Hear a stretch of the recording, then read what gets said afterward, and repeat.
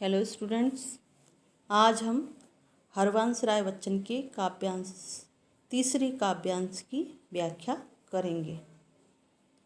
मैं निज उर के उद्गार लिए फिरता हूँ। इससे पहले वाले वीडियो में हमने पहले और दूसरे काव्यांश की व्याख्या की थी। अब इसमें तीसरे में व्याख्या कर रहे हैं।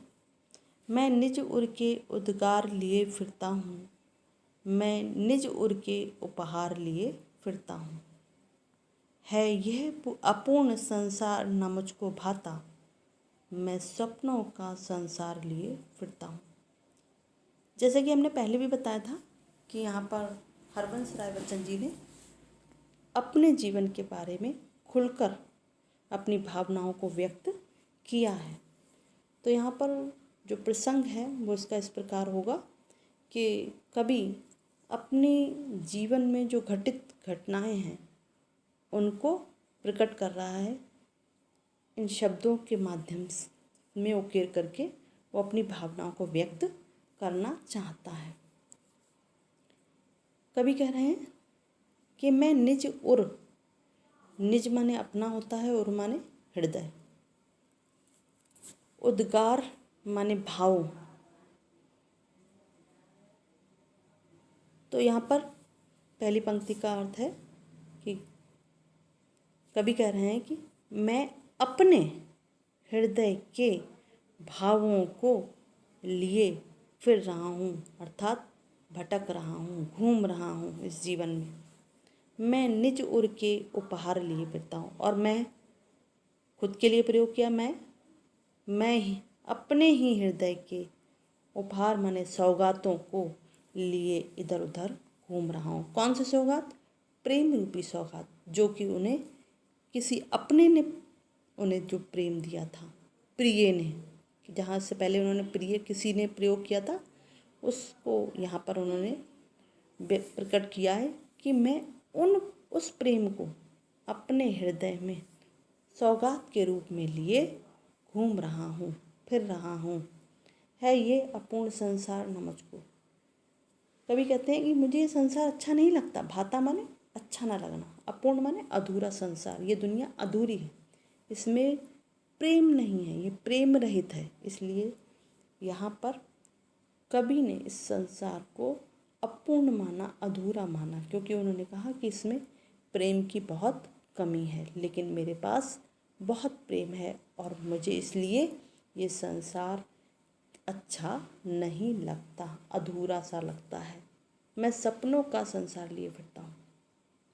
मैं तो अपनी ही दुनिया के सपने का संसार लिए फिरता हूँ, अर्थात मेरे जो सपने हैं, किशोरावस्था में जो मुझे किसी ने सपने दिए थे, मेरा तो वही संसार है। मैं उसी संसार के साथ अपना जीवन व्यतीत कर रहा हूँ। अगली व्याख्या देखिए।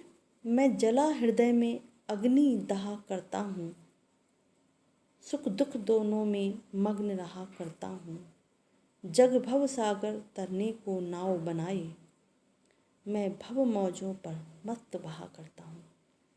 कवि ने कहा है कि मैं जला हृदय में अग्नि, अर्थात मेरा हृदय, मेरा दिल कैसे जल रहा है? अग्नि माने आग, अग्नि यहाँ तत्सम शब्द है, तो दाह माने दहक रहा है, अर्थात मेरा हृदय उस प्रेम की अग्नि में जल रहा है, जल चुका है, दहक रहा है। तो मैं तो अपने प्रेम की अग्नि में हृदय को जला रहा हूँ।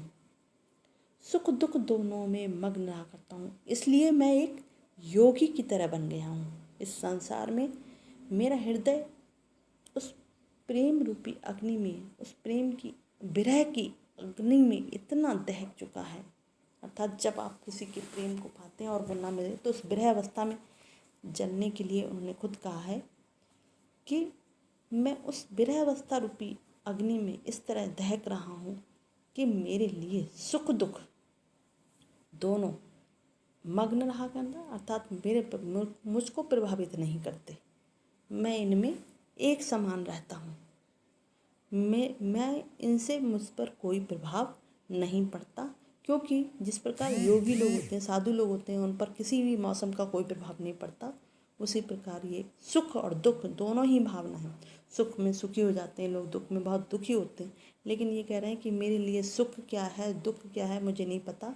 मैं तो अपनी विरह अग्नि में इस तरह दहक रहा हूँ कि मेरे लिए सुख दुख दोनों बराबर है। मैं उसमें ही मस्त रहता हूँ, अपने ही प्रेम की अग्नि में दहक दहक कर योगी बन चुका हूँ। कवि कह रहे हैं, जग भव सागर तरने को नाव बनाए, मैं भव मौजों पर मस्त बहा करता हूँ। ये कह रहे हैं कि संसार में लोग, भव माने होता है संसार, संसार सागर, यहाँ पर रूपक अलंकार है भव सागर, संसार रूपी सागर। ये संसार क्या है? संसार रूपी सागर है। इसमें लोग तरने के लिए था, इस संसार रूपी सागर की समस्याओं से पार होने के लिए लोग नाव बनाते हैं। लेकिन मुझे नाव की ज़रूरत नहीं है, क्योंकि मैं तो इस संसार रूपी सागर में मग्न हूँ। भावार्थ ये है, मैं भव मौजों पर मस्त बहा करता हूँ। मैं तो इस संसार रूपी जो सागर की जो लहरें हैं उन पे बह रहा हूँ, अर्थात वो मुझे जिस ओर ले जा रही हैं मैं उस ओर जा रहा हूँ। मुझ पर इनका कोई प्रभाव नहीं पड़ता है, मैं इनसे ऊपर हो चुका हूँ। मुझ पर इस संसार की किसी भी बात का प्रभाव नहीं पड़ता है। तो देखिए, आइए अब हम इसका शिल्प सौंदर्य करते हैं। शिल्प सौंदर्य में यहाँ पर सबसे पहले लेंगे कि कवि ने अपने जीवन के अंतर्निहित भावनाओं को उजागर किया है। दूसरी बात रखेंगे कि ये जो व्याख्या है वो वियोग श्रृंगार से ओतप्रोत है।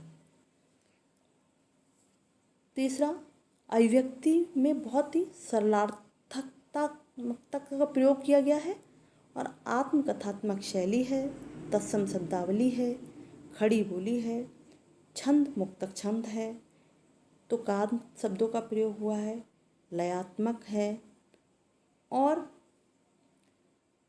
अपूर्ण संसार, अधूरा संसार।